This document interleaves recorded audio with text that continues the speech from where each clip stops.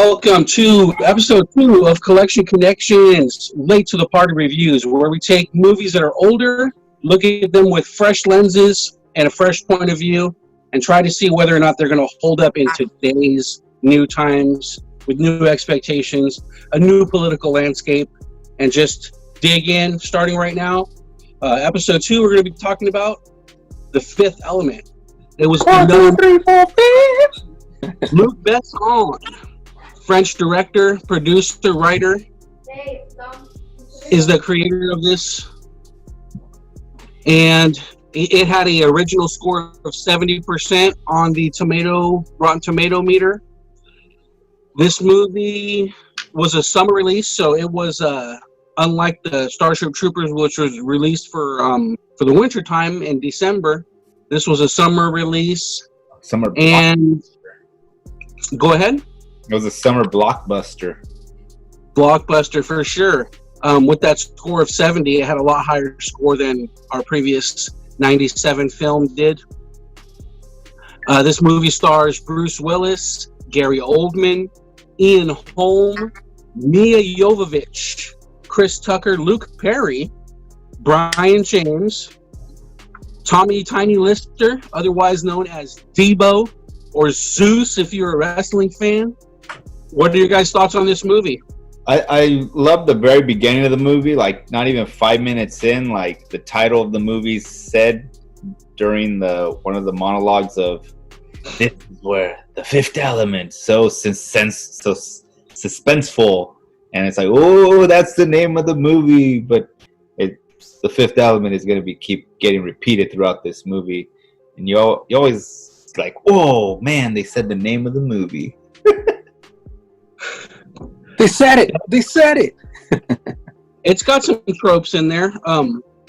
During like the 80s and 90s, those times movies were totally ripe for product placement.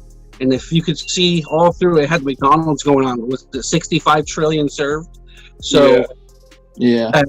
During part of my research, I noticed that when they were re-airing the movie on network TV after it had run its course at the theater and through rentals, when ABC picked it up, they dropped all McDonald's references from the movie from their original broadcast. Really? For sure. What'd they put on its place? I think they just cut it out. All those parts? They just dropped it. They also, I believe that one of the made-for-TV, well, they also crop it. They crop it from side to side to have it fit the screen. And then they removed the sexual innuendo from when they were having the launch. Oh. Man. Dude, I felt like all the sexual innuendo and all that was like so much fun. Like the big-breasted stewardesses getting wrecked by Ruby Rod, Dude, it's like the whole movie is just full of like sex and humor, and like I feel like to cut that out is you're taking a big chunk of the movie away. For sure. I love how Ruby Rod reminded me of like a YouTuber. So annoying and so in your face. Like it felt so relevant. Like it's in the future and shit. They gave us a glimpse of what we have to endure in these times and how shitty they are. Annoying. Well, I think you touched on something there when you guys were talking about them cutting out all those sexual innuendos. I think because of political correctness and a lot of the stuff that we've gone through since that movie released, such as like, a much major feminist movement and stuff like that, I don't think the movie would be able to, I don't think it would have been as successful, or I think it would have been criticized like crazy left and right, because it's a very manly movie. And when I say that, I don't remember seeing a woman for at least 30 minutes until the movie, until we see Mia's Lilo. So it was a while, and I think a lot of the male that are presented in it are like, for example, Debo being that big, very strong president. You got the very manly ex-military guy with Dallas. Even Ruby Rod. I mean, it's still a guy in drag. You know what I mean? It's a very manly focused movie, and I mean, like you guys said, like the big voluptuous stewardesses and everything, you know, like all the sexual innuendos, they're made for men. Like I was kind of catching that. I was like, there's a lot of shit. There's a lot of stuff here that's for guys. Guys would definitely love this movie, but I don't see women in particular liking it too much. So that's just me. I don't know. I was kind of like, wow, this I didn't realize, and then I was really thinking, like, I didn't see any women at the beginning until Lilo, and even when we went to see her, it's very, I mean, I don't know. To me, it was like very sexual. She's very nude, very like, you know what I mean? I do know what you mean. Yeah. I mean, she is the one who saves the day, right? Like she's the fifth element. She's the divine light or whatever. I mean, it kind of feels. She can't save the day without love from a man, though. True. I guess that's what. At first, like I the way that I saw the movie playing out, I was really hoping deep down. I'm like, I really hope the fifth element's not love. Like I had mentioned, I'd seen parts of it. I never really sat down to watch it as a whole. But now that I sat down and watched it as a whole, I can see why it's a 70% on the tomato meter. Because to me, it was average. It wasn't, and then like there was a lot of, like you said, there was a lot of tropes. But to me, it was almost like it was trying too hard. And so I was kind of predicting. I'm like, I really hope that the fifth element isn't love, because that's going to be really disappointing. Of course, the fifth element, spoilers, is humanity. Is I don't know, because she is hesitant. She's hesitant to want to save us after she's seen how messed up we are as a society. Like seeing all of this corruption within the government, and every guy is like trying to just destroy the freaking planet, and no one, like the only one really trying to save it is her and Dallas. Oh, and the other guy, dang, what's his name? The priest. Yeah, priest. Yeah, the priest. The Obi-Wan Kenobi knockoff. exactly. That was him and everything. I'm like, man. I feel like you're taking this movie way too seriously. I mean, like, look at that fucking opera song. Nothing for kids. I'll get you. No. Yeah, go for it. No, go for it. That soundtrack was all over the place. All over the place. It's over the top. The whole movie is just like gratuitous. Like, it's so big. It's so silly. And like, they are parodying movies. Like the whole cab driver in the city thing, that's like heavy metal all over it. Then you've got like Bruce Willis looking sexy in his tank top. Where have we seen that? Like Obi-Wan Kenobi, fucking like Egyptians. Like, dude, you're taking this shit too seriously, man. This is a fucking. It's a fun summer movie, man. No, what I'm saying. No, the question. The original question was, would it uphold today? Yeah, I think it will. You've got those Star Wars Star Destroyers that the president's sending out there. You've got all the different ships. And like I said, it starts out in Egypt. Luke Perry's there with his beautiful hair and his Natiera gun. Rest in peace. Rest in peace. I could totally see it being made like as a. It's like Spaceballs, man. It's like total. It's a joke. No, I was still answering the question would it be, you know, as successful today? But I mean, you guys kind of answered that at the beginning when you guys said they heavily edited a lot of the stuff out, and they didn't do that by accident. They did that for a reason. It's like they're not, you know, they realize, yes, this is a classic. You know, yeah, it's fun. By all means, it's fun. But I can see why. If like, take a look at the tomato meter. You know what I mean? When are a lot of those reviews coming in? Especially when are the negative reviews coming in? Like, people that saw it back in the day, they're going to love it. They're going to hold their opinion because that's how they were feeling back then. But today, like you guys said, the product placement would probably be criticized. The over-sexualized thing would have probably been criticized. The lack of females would probably be criticized. All those things would have been criticized. Stuff that we are seeing fun, that would have been criticized in today's society, at least. Well, what I was looking for personally for me that I got from Starship Troopers that I didn't get from this movie was like the layers. Remember how Lego said you can hold a black light over this movie and you can see newer and more things? I didn't get that from this one. It wasn't horrible. I'm with Jose. It wasn't horrible. I mean, it was fun. You have Bruce Willis as exactly John McClane in the future. It was like he had the tank top, he had the scar on his arm. I mean, Mila Jovovich might have been his damsel in distress that he saved from the Nakatomi Plaza. The same dude doing the same thing. The overbearing mom was kind of cool. I mean, it was fun. It was a fun movie. The effects were decent, so it still holds up. The Coruscant space chase or the cab chase was pretty fun. There was some fun parts, but I didn't really feel like there was anything really transcendent about this movie. Any kind of new lesson that we can apply to things today, and like Vargas was saying, it's just social justice types would be upset with this. For me, those things that the social justice types are upset with, or makes me like it even more. If it upsets them, then I'm like, yeah, let's upset them.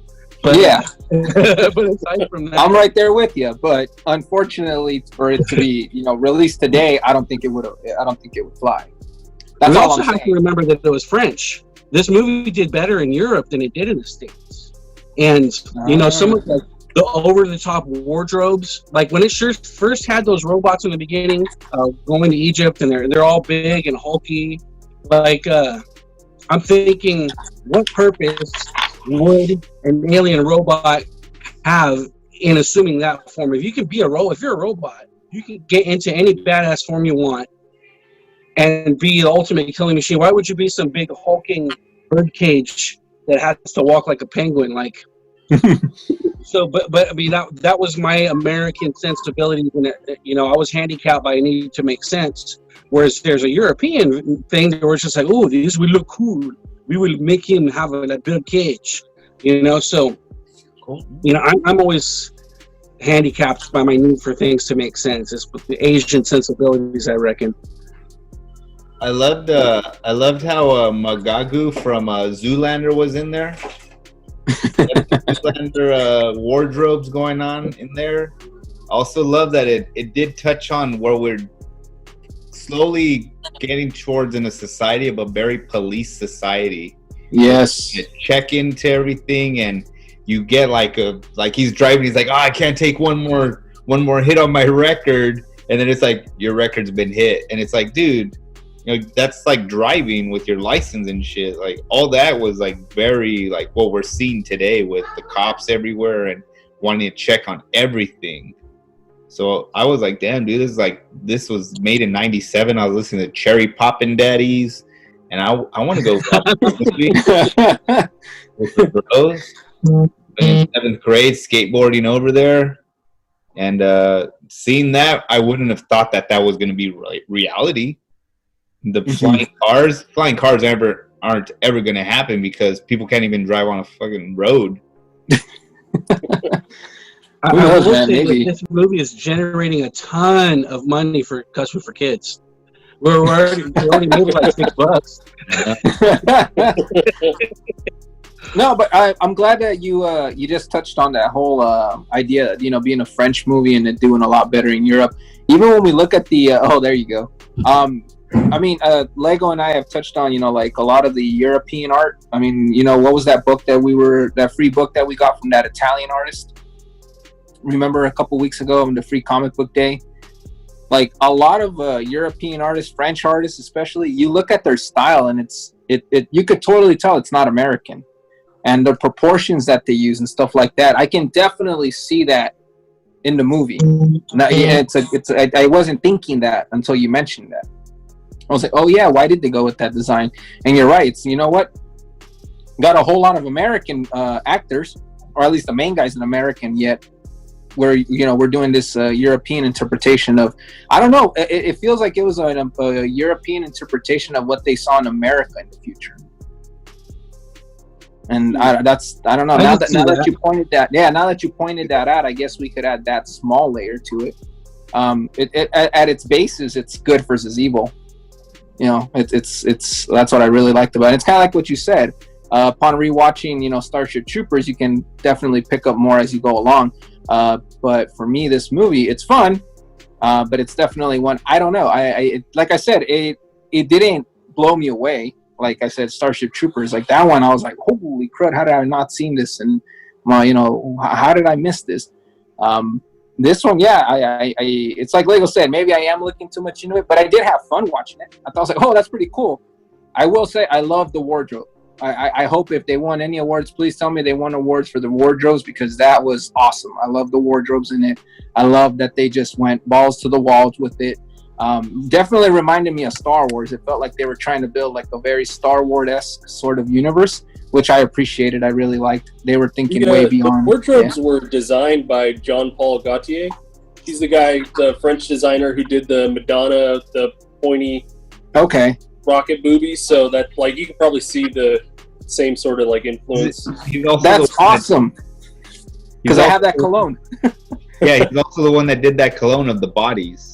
Hey, that's awesome. See, so yeah, I appreciate that. I really like that. But it's like Nate said, I didn't realize that. I didn't think about that when I was watching it. That it was a European, it was a French director. He was doing a very French movie, which adds more to it. For me now, post having watched it.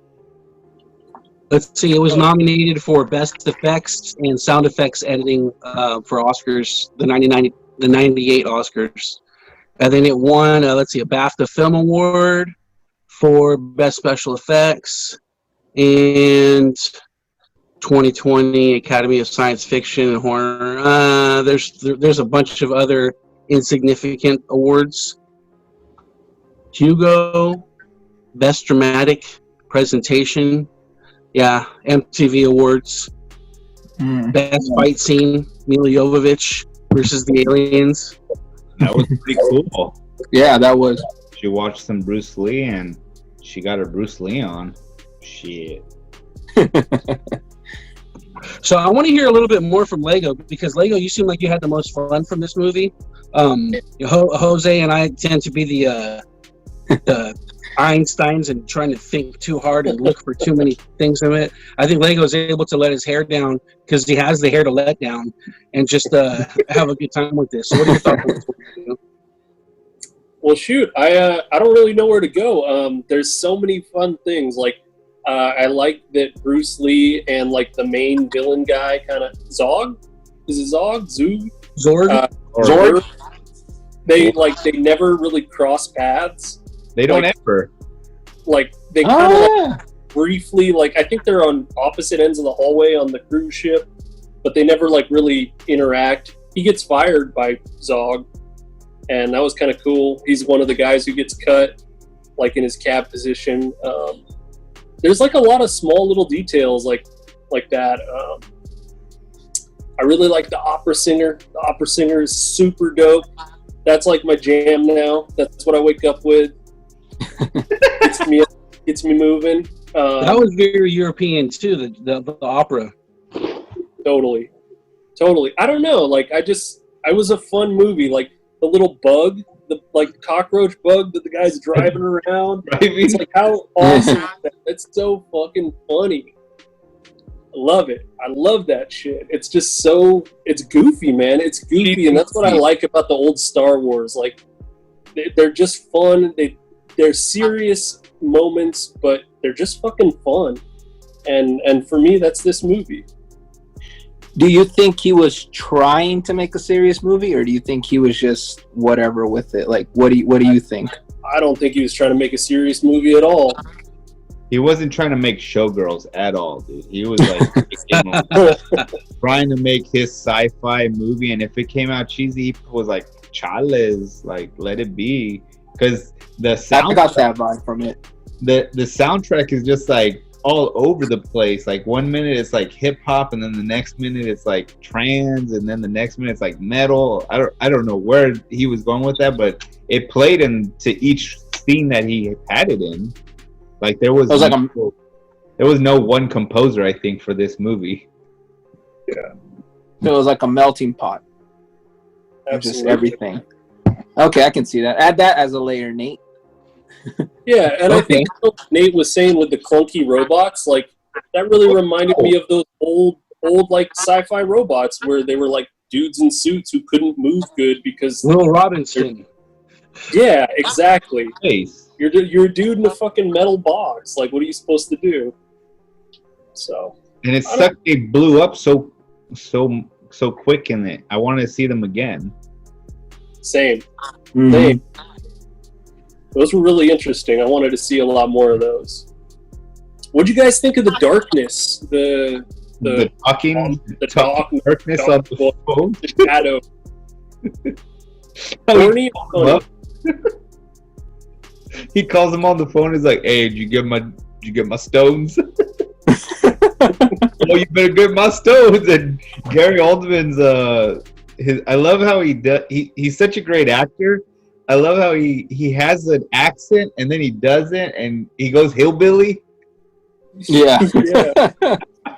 What I need to do, I think that you have to be ready when you see these different movies to put different goggles on and see them through the right lenses, you know. Yeah. And I still have my Starship Troopers goggles on, man. I was looking to be moved. So, I've seen this movie before, so I was excited to see it again because I liked it back in '97 when I was sporting my blonde spiky hair with my skateboard, listening to Real Big Fish. So I love this movie. With my multi-pass that I got from Loot Crate not too long ago, a few years back. I was excited for that. Seeing Mila Jovovich after I had just seen her in Dazed and Confused and get a glimpse of something to make me dazed and confused. Man, a dude's movie. No, I liked it when I saw it. It was my memories of having seen it in the '90s were they were more fond of it than they are watching it now, I suppose. So I think I'm not sure if it's the fault of the movie or the fault of me getting older and grayer. Older. Your taste has gone. You like artistic movies now. I don't know, man. You're looking too deep into the film now. You're not going in just to have fun. You're looking to see what you can learn from the film. I don't know, dude. I was also watching it trying to think about what I could come on here and talk about. You know, and I think that movies that are like that, it's hard to watch old school and come here and talk for 20 minutes about Will Ferrell running through the streets naked. You know, so Old School. I love that movie. God, talk about old school for 20 minutes, dude. I could talk old school. Hey, let's do that next. Jose is no, for sure. I think here's what we're gonna do. So let's score this movie. We'll talk a little bit about our movie selection moving forward. Popcorn buckets. I'm gonna go with. I'm gonna put it at 6. It wasn't bad. I had a good time with it. I would have probably gave it a 7 in the 90s. So it still held pretty well, but it was too silly for me right now for the mood I was in when I saw it. So I'm going with 6. I'm going with the 7 for 97 because that's when I saw it. I'm gonna give it a 7 too. I think you're right, Nate. I think it was just looking at it with those pair of goggles. We were trying to find something that wasn't there, and when we didn't find it, we were kind of disappointed, which isn't fair to the film. But at the same time, I mean, you did say we're looking at it through our goggles today. So what is it? You know, I think, you know, a few years ago, I would have thought, oh, dude, that's so balls to the wall. It's awesome. It's crazy. And now, unfortunately, I have a mindset trying to find something significant with the film. And I don't know. I think that's unfair to myself and unfair to the films that I watch. But I'm still not going to trash it. I still don't think, unfortunately, I don't think today, if you dropped it, because of all those edits that would have to do, I don't think I would have enjoyed the edited version. And now it makes me think, what version did I get? You know what I mean? Well, remember the edits were just for TV. Okay. Yeah, those. Is there a director's cut? Do you guys know if there's a director's cut? Not from what I've seen. I would love to see the director's cut just because that's just personal. But as it is from the one I saw, I don't think it was edited. I'll give it a 7. 7 popcorn buckets. Damn. You guys are too serious. This is a 10 out of 10 movie right here. 10 popcorn buckets spilled, man. Easy. Easy. We're gonna have to. That's gonna be the test. A movie has to really, really suck for Lego to say it's a 9. Hey, I'm critical. I can't see anything wrong. It's a fun movie. It made me smile. It brought me back to '97. It made me feel good inside. That's good. That's fair. That's good. That's fair. If we were all wearing our science pants, then the show wouldn't be good. So it's good that you guys have that perspective. And you know what? I think for me, this whole being a movie critic thing is it's new for all of us. You know what I mean? So maybe I don't want to be one of those guys who doesn't know how to have a good time, because there's so many times where I see people who are criticizing movies. They're just too hard on a fun movie, and it's like, you know what? That guy needs to change the tampon out of his asshole and just learn how to have a good time with a movie. So maybe I need to change my tampon out of my asshole and have a good time with this movie too. So this is a good lesson for all of us to relax. I think I'm just gonna interfere and say I think Nate needs to drop a 20 into Cussing for Kids. On the cussometer, man, you went way past over here. Listen, we're doing quarter drops. You're doing full on dollars, man. I think Cussing for Kids has got 12 bucks rolling on this movie so far.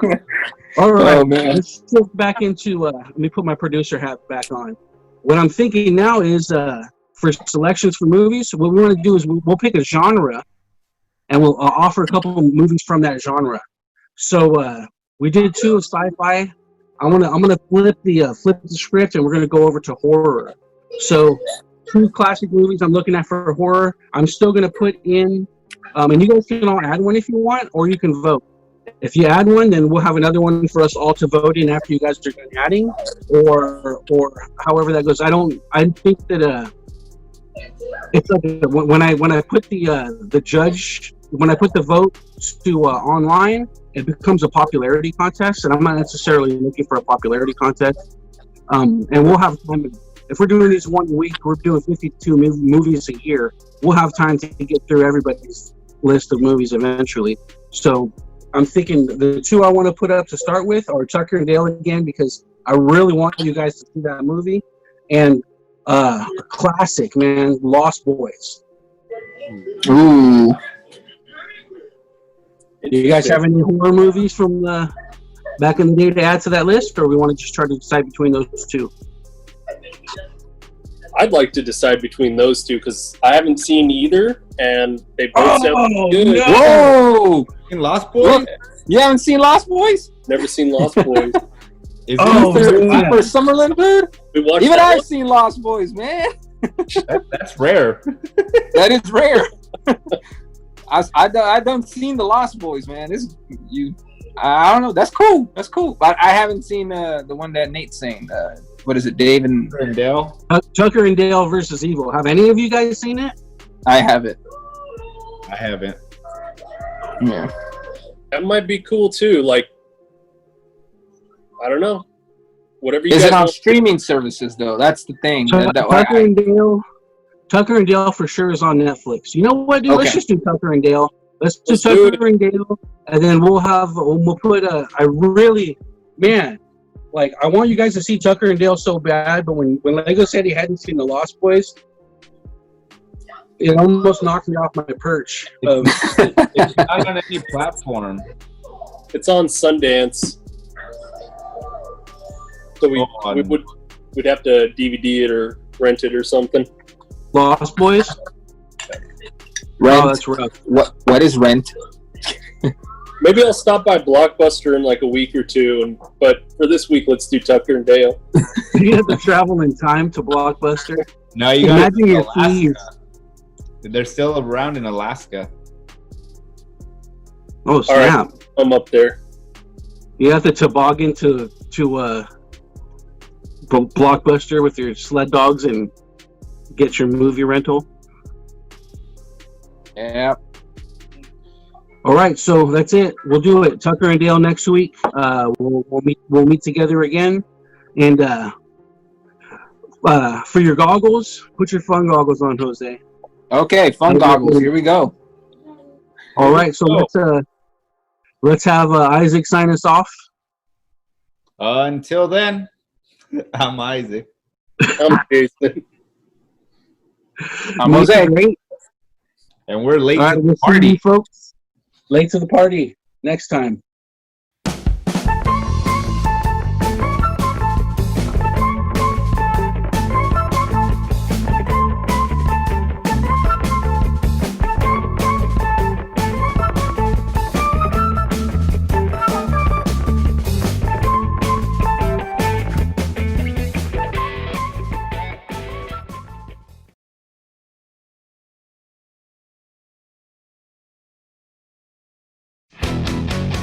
All the people